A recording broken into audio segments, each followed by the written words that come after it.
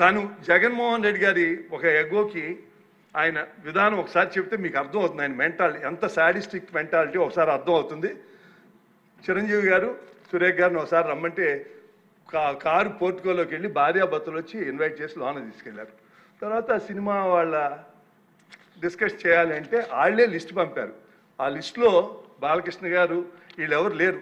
ఆయనకి కలుస్తూ ఇష్టం లేదు. ఆయన ఎవరిని కలవకుండా రాజకీయాల్లో సంబంధం లేకుండా డిగ్నిఫై వేరేగా ఉన్న ప్రభాస్ గారిని అలాగే మహేష్ బాబుని రాజమౌళి గారిని రమ్మన్నారు.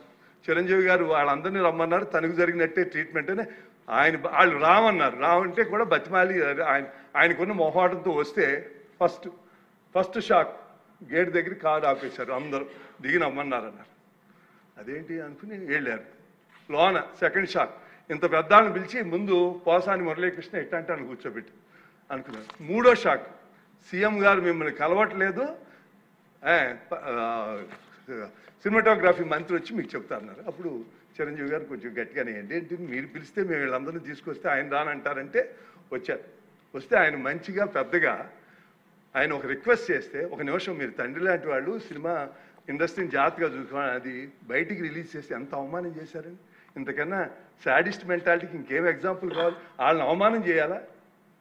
వాళ్ళు బతుకు వాళ్ళు ఎవరు సంబంధం లేకుండా ఉన్నారు.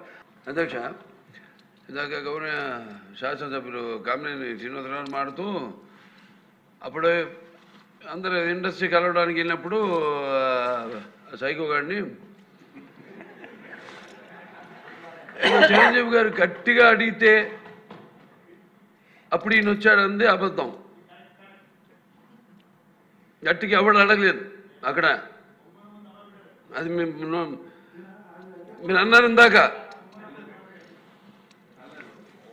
ఏదో గట్టిగా అడిగితే ఈయన వచ్చాడు మళ్ళీ కలవడానికి, లేకపోతే ఏదో సినిమాటోగ్రఫీ మినిస్టర్ కలవమన్నారు అని. ఏంటంటే ఐ డినై దిస్ అండి. అవి మిగతా ఓకే, అవమానించడం ఆయన ఓకే. ఏదో ఆయన పెద్ద గట్టిగా చెప్తే ఆయన దిగి వచ్చాడంట కలవడానికి, లేకపోతే సినిమాటోగ్రఫీ మినిస్టర్ కలవమన్నాడంట. మనం కూడా నాకు ఇన్విటేషన్ వచ్చింది ఇక్కడ ఫిల్మ్ డెవలప్మెంట్ ఒక లిస్ట్ తయారు చేయమని. నాది 9వ పేరు వేశారు.